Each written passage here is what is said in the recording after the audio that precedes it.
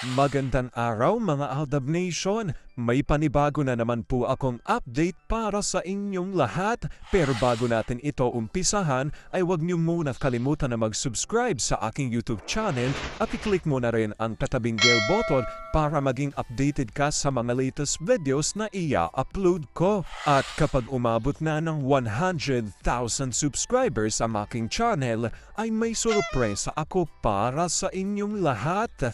Alam kong excited na kayo kaya naman ngayon, umpisahan na natin ang ating kwentuhan.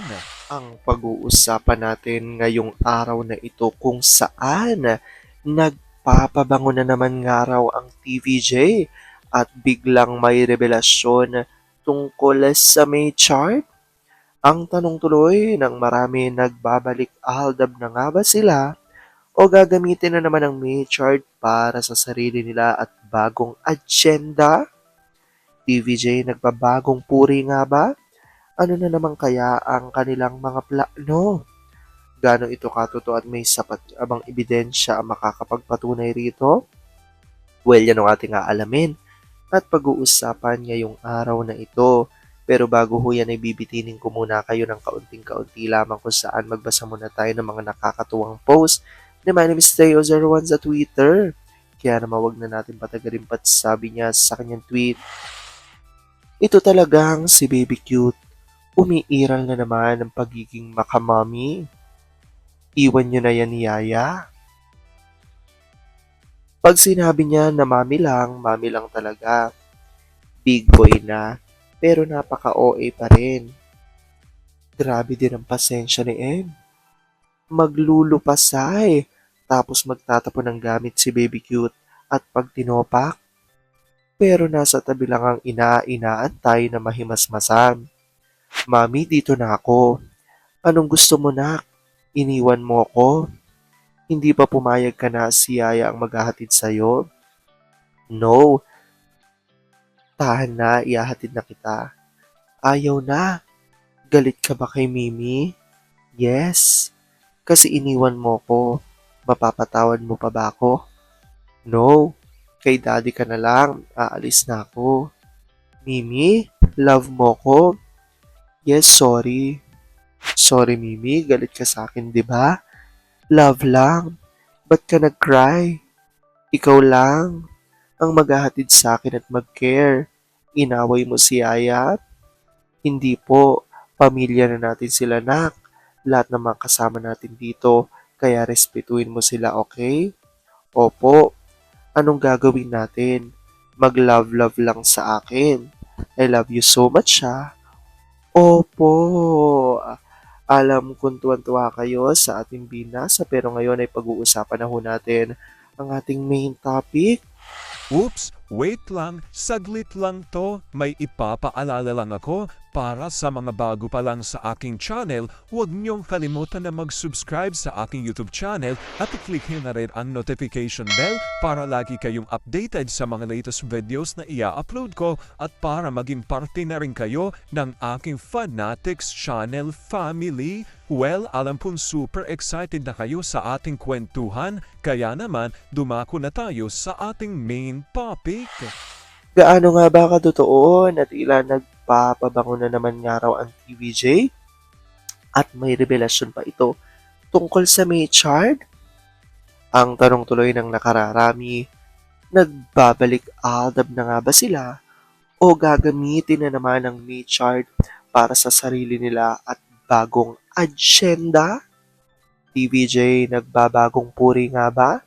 Ang tanong ng marami, ano na naman kaya ang plano nila? Ano ito, gaano ito katotoo at may sapat nga bang ebidensya ang makakapagpatunay rito? Well, yan ang ating aalamin at pag-uusapan ngayong araw na ito. Alam kong super excited na kayong malaman yan.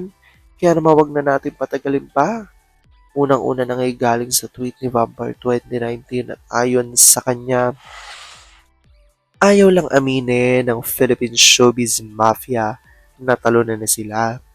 Matagal na. Ang ABS, GMA, Tuviera sa TVJ. Kahit mag-file ang mga yan ng bankruptcy, never matatanggap na they are all losers. Ang TV5 ay kasali din sa saraswela. Kasi ang laki ng investment ng ABS sa kanila. So they have no choice but go with the flow. Simula nang maglunsad sila ng Sarasuela, sino ba ang kumitas sa kanila ng malaki?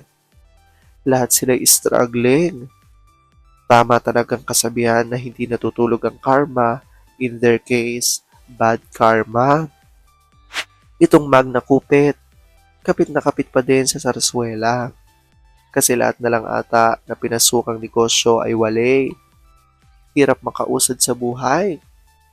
Nakakabit na kasi sa kanya ang bad karma. Hirap din mga kupit at mag-monitor ni ganda ang sales. At dinig ko kaliwat kanan ng camera. Talagang mahirap nga mangupit.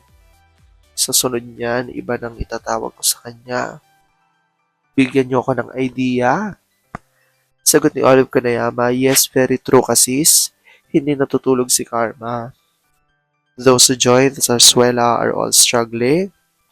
Active si Bad Karma sa kanila. Puro kasamaan. Iyabang at greed ang ginagawa. Feeling powerful na lahat ay pwedeng paikutin sa mga kamay nila. Aldab pa rin. Sagot ni Helen Bacho, I think it's time for this critical POV I have. The collab between Viva and Myriad may answer our questions.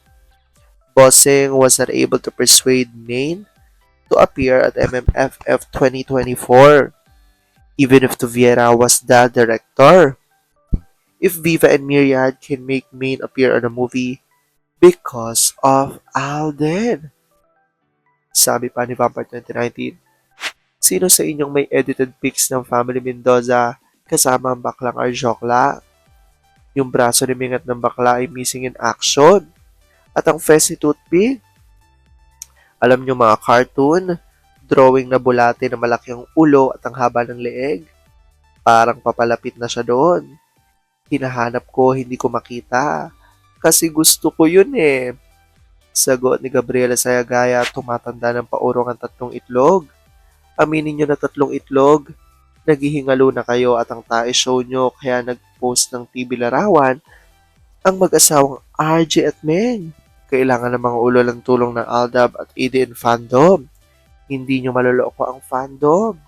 Kaya nga ito nasabi ng ilan sa mga netizens, especially ng mga true-blooded Aldab Nation ay dahil sa tweet na ito at revelasyon ni Vampire 2019 at ayon dito, ano na bang nangyayari sa TVJ?